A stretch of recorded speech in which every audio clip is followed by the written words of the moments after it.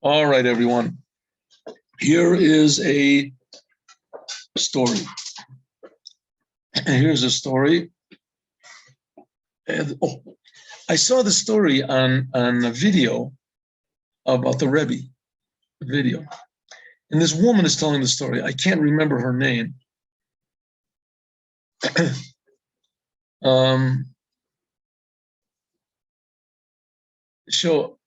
Okay, you know what? I'll tell another story. There was a woman. She was the first black woman to be elected to Congress. I think it was the Congress of New York, or maybe it could be the American Congress, U.S. Senate. I think she was in the U.S. Senate or the U.S. House of Representatives. In any case, she was the first black woman to be in the U.S. House of Representatives, and she had all sorts of plans. She was a very big activist, very intelligent woman, and she had she was an activist, and she had all this desires and dreams of improving the plight of the blacks in New York, improving the education, improving the housing, improving this. And I mean, it says a lot. She's the first black woman in the House of Representatives, despite the fact that there was 1/20th, whatever the population is black. She was, so there she was. So she got into the House of Representatives, and the other senators, especially the ones from the South. This story must have happened like in the 50s, the 60s.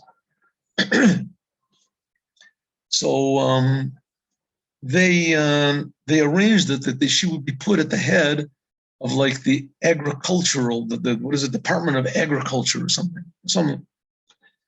And so that pretty much sidelined her.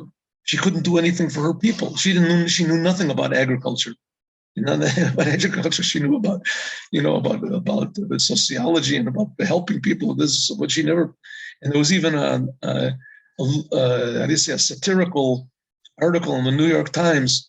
It says a tree grows in Brooklyn. A tree grows in Brooklyn. She was, I guess, a representative from the area of Brooklyn. So, yeah. So here you can look at it. You saw. So anyway, she was very broken about it. She didn't know what to do. I mean, she didn't really have any connections politically that she could fight back or anything like that.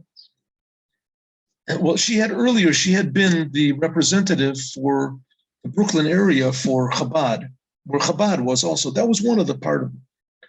And she either she spoke to the Rebbe or she requested from the Rebbe that the Rebbe would ask the Hasidim to vote for her. And the Rebbe refused. The Rebbe said he's not going to do it. But it ended up that everybody did vote for her. So it must have been that he told everybody to vote for her. In any case, so she gets this message from the Rebbe. Suddenly she gets a message from the Lubavitcher Rebbe that the Rebbe wants to see her. So she was all like broken and depressed and all. This is her whole, life's work was like down the drain. She was put into this cubbyhole about the. So the Rebbe said to her, congratulations on you're probably pretty broken about this. And she said, yes, I really am, She didn't really know how the Rebbe could figure out, she was broken about it. But I mean, why the Rebbe even cared, So the Rebbe said, listen, fact is you've got a big opportunity. And the opportunity is that there's a tremendous surplus of wheat and food in America. And they don't know what to do with it. And it's just destroyed every year.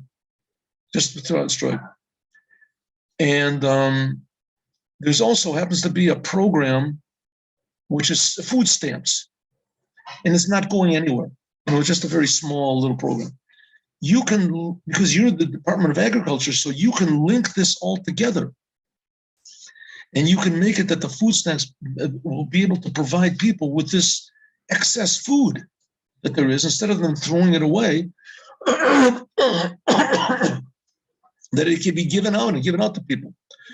So she got in touch with one of the head, I can't remember the name of the head of the House Representatives. I don't remember what it is.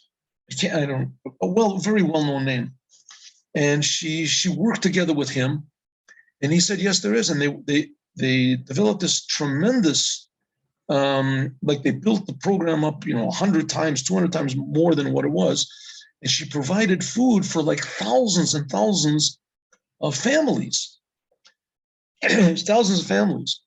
And, the vast majority of them were black, were black or needy, Hispanic families, whatever people did. In other words, the Rebbe wasn't really benefiting himself at all.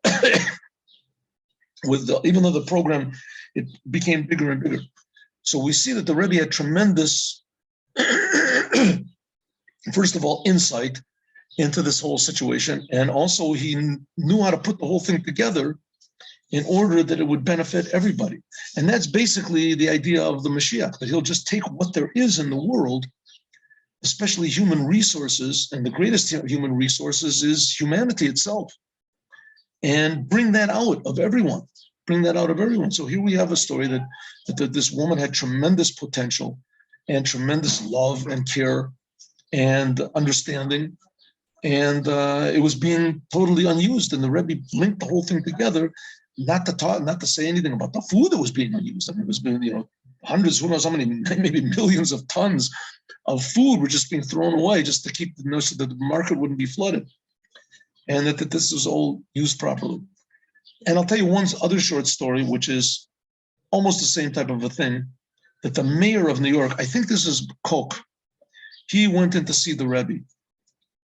And he asked the Rebbe if there's anything that he can do for him. He figured that the Rebbe, the Koch was also Jewish. And he figured, that they had a sort of, a connection one to the other. That the Rebbe would say he wants a synagogue to be bigger, or he wants more money. So the Rebbe said that there's a very big population of Chinese in New York, and they're very quiet. They're quiet people. They don't demand anything for themselves, and they have no real representative in the government. Someone should go and worry for them. Someone should go in and see what they need and take care of them. So Koch came out, and he said that he was just astounded. The Rebbe has no connection with the Chinese people whatsoever. They're not going to vote for him. They're not going to go to his synagogue or give him money or something like that. No connection. Nobody even knows who they are, right? They speak Chinese. They're not, they look different. Who cares about them? And the answer is that the Rebbe cared about them, that they look exactly like Adam, first man. Everybody's created in God's image. And they're also created in God's image, no less than the Jews are created in God's image. And so they're created in God's image.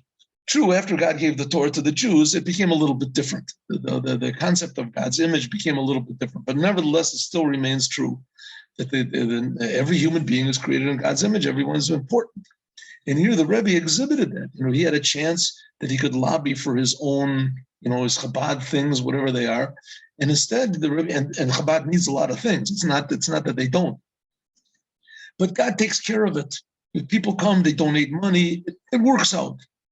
But to benefit yourself at the expense of someone else, the Rebbe saw that he had a chance to bring benefit to people that are not screaming for their own benefits. So here we see the example of a true human being and a true leader and a true Jew, that the Jewish people are chosen. We're the chosen people to tell everyone in the world and to show everyone in the world how much God loves them and takes care of them. And here are two examples. Have a good day with Moshiach Now. Thank you very much. God willing, tomorrow morning, 8:15, we'll finish this beautiful mimer that we learned. Chag Sameach.